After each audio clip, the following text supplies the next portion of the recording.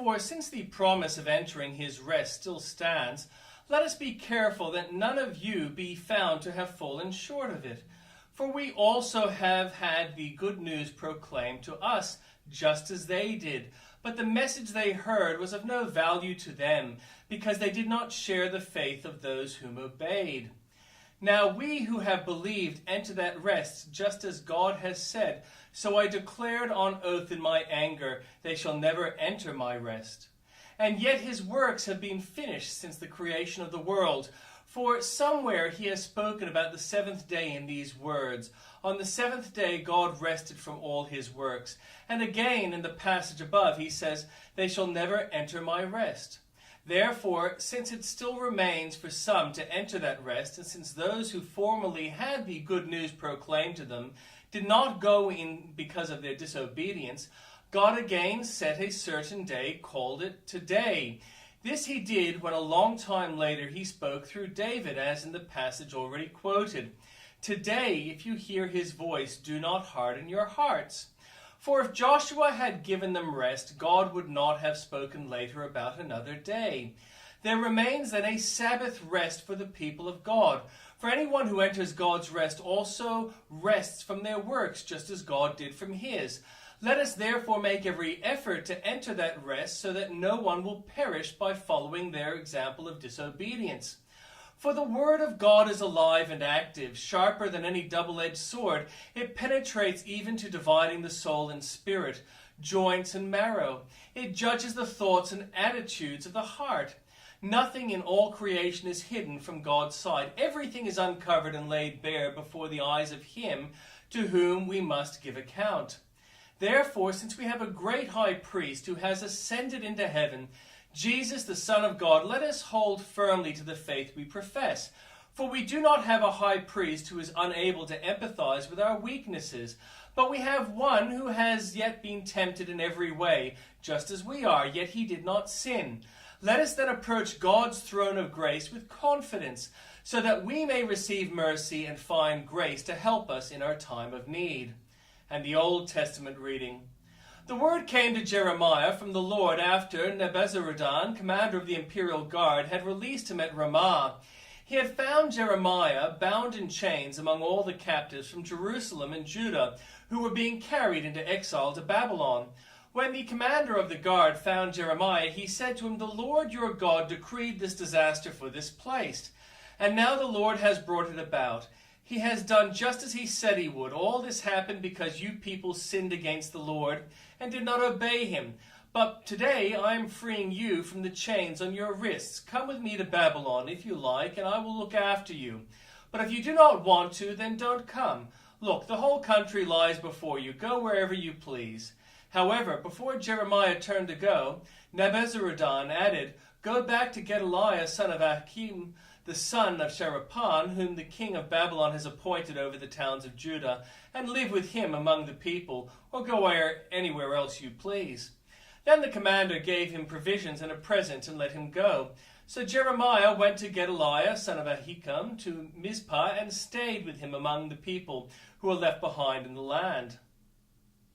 When all the army officers and their men who were still in the open country heard that the king of Babylon had appointed Gedaliah, son of Ahikam, as governor over the land, and had put him in charge of the men, women, and children who were the poorest in the land, and who had not been carried into exile to Babylon, they came to Gedaliah at Mizpah, Ishmael, son of Nethaniah, Johanan, and Jonathan, the sons of Kari, Sariah, of Tamuth, and the sons of Ephi, the Nephthatite, and Jezaniah, the son of Maacathite, and their men.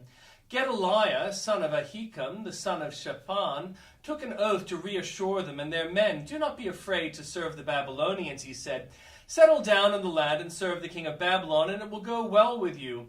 I myself will stay at Mizpah to present you before the Babylonians who come to us. But you are to harvest the wine, summer fruit, and olive oil, and put them in your storage jars and live in the towns you have taken over." When all the Jews in Moab, Ammon, Edom, and all the other countries heard that the king of Babylon had left a remnant in Judah and had appointed Gedaliah, son of Ahikam, the son of Shaphan, as governor over them, they all came back to the land of Judah to Gedaliah and Mizpah from all the countries where they had been scattered, and they harvested an abundance of wine and summer fruit. Johanan, son of Kareah, the army officer still in the open country, came to Gedaliah at Mizpah and said to him, "Don't you know that Baalis, king of Ammonites, has sent Ishmael, son of Nethanethiah, to take your life?" But Gedaliah, son of Ahikam, did not believe them. Then Johanan, son of Kareah, said privately to Gedaliah at Mizpah, "Let me go and kill Ishmael, son of Nethaniah, and no one will know it. Why should he take your life and cause all the Jews who are gathered around you to be scattered and the remnant of Judah to perish?" But Gedaliah, son of Ahikam, said to Johanan, son of Kareah, "Don't do such a thing. What you are saying about Ishmael is not true." In the 7th month, Ishmael, son of Nethanethiah, the son of Elishama, who was of royal blood and had been one of the king's officers, came with 10 men to Gedaliah, son of Ahikam, at Mizpah. While they were eating there, Ishmael, son of Nethanethiah, and the 10 men who were with him got up and struck down Gedaliah, son of Ahikam, the son of Shaphan, with a sword, killing the one whom the king of Babylon had appointed as governor over the land. Ishmael also killed all the men of Judah who were with Gedaliah at Mizpah, as well as the Babylonian soldiers who were there. The day after Gedaliah's assassination, before anyone knew about it, 80 men who had shaved off their beards, torn their clothes, and cut themselves came from Shechem, Shiloh, and Samaria, bringing grain offerings and incense with them to the house of the Lord. Ishmael, son of Nethanethiah, went out from Mizpah to meet them, weeping as he went. When he met them, he said, "Come to Gedaliah, son of Ahikam." When he went into the city, Ishmael, son of Nethanethiah, and the men who were with him slaughtered them and threw them into a cistern. But 10 of them said to Ishmael, "Don't kill us. We have wheat and barley, olive oil and honey, hidden in a field." So he let them alone and did not kill them with the others. Now the cistern where he threw all the bodies of the men he had killed along with Gedaliah was the one King Asa had made as part of his defense against Baasha, king of Israel. Ishmael, son of Nethanethiah, filled it with the dead. Ishmael made captives of all the rest of the people who were in Mizpah, the king's daughters, along with the others who were left there, over whom Nebuzaradan, commander of the imperial guard, had appointed Gedaliah, son of Ahikam. Ishmael, son of Nethanethiah, took him captive and set out to cross over to the Ammonites. When Johanan, son of Kareah, and all the army officers who were with him heard about all the crimes Ishmael, son of Nethanethiah, had committed, they took all their men and went to fight Ishmael, son of Nethanethiah. They caught up with him near the great pool in Gibeon. When all the people of Ishmael had with him saw Johanan, son of Kareah, and the army officers who were with him, they were glad. All the people Ishmael had taken captive at Mizpah turned and went over to Johanan, son of Kareah. But Ishmael, son of Nethanethiah, and 8 of his men escaped from Johanan and fled to the Ammonites. Then Johanan, son of Kareah, and all the army officers who were with him led away all the people of Mizpah who had survived, whom Johanan had recovered from Ishmael, son of Nethanethiah, after Ishmael had assassinated Gedaliah, son of Ahikam, the soldiers, women, children, and court officials he had recovered from Gibeon. And they went on stopping at Geruth Kimham near Bethlehem on their way to Egypt to escape the Babylonians. They were afraid of them because Ishmael, son of Nethanethiah, had killed Gedaliah, son of Ahikam, whom the king of Babylon had appointed as governor over the land. Then all the army officers, including Johanan, son of Kareah, and Jezaniah, son of Hoshaiah, and all the people from the least to the greatest, approached Jeremiah the prophet and said to him, "Please hear our petition and pray to the Lord your God for this entire remnant. For as you now see, though we were once many, now only a few are left.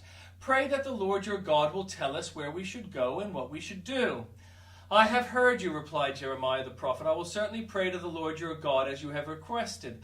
I will tell you everything the Lord says and will keep nothing back from you." Then they said to Jeremiah, "May the Lord be a true and faithful witness against us if we did not act in accordance with everything the Lord your God sends you to tell us. Whether it is favorable or unfavorable, we will obey the Lord our God to whom we are sending you, so that it will go well with us, for we will obey the Lord our God." 10 days later, the word of the Lord came to Jeremiah. So he called together Johanan, son of Kareah, and all the army officers who were with him, and all the people from the least to the greatest. He said to them, "This is what the Lord, the God of Israel, to whom you sent me to present your petition, says. If you stay in this land, I will build you up and not tear you down. I will plant you and not uproot you, for I have relented concerning the disaster I have inflicted on you. Do not be afraid of the king of Babylon, whom you now fear. Do not be afraid of him, declares the Lord, for I am with you, and will save you and deliver you from his hands. I will show you compassion, so that he will have compassion on you and restore you to your land. However, if you say, we will not stay in this land, and so disobey the Lord our God, and if you say, no, we will go and live in Egypt, where we will not see war, hear the trumpet, or be hungry for bread, then hear the word of the Lord, you remnant of Judah. This is what the Lord Almighty, the God of Israel, says. If you are determined to go to Egypt, and you do go to settle there, then the sword you fear will overtake you there, and the famine you dread will follow you into Egypt, and there you will die. Indeed, all who are determined to go to Egypt to settle there will die by the sword, famine, and plague. Not one of them will survive or escape the disaster I will bring on them. This is what the Lord Almighty, the God of Israel, says. As my anger and wrath have been poured out on those who lived in Jerusalem, so will my wrath be poured out on you when you go to Egypt. You will be a curse and an object of horror, a curse and an object of reproach. You will never see this place again. Remnant of Judah, the Lord has told you, do not go to Egypt. Be sure of this. I warn you today that you made a fatal mistake when you sent me to the Lord your God and said, pray to the Lord our God for us. Tell us everything he says, and we will do it.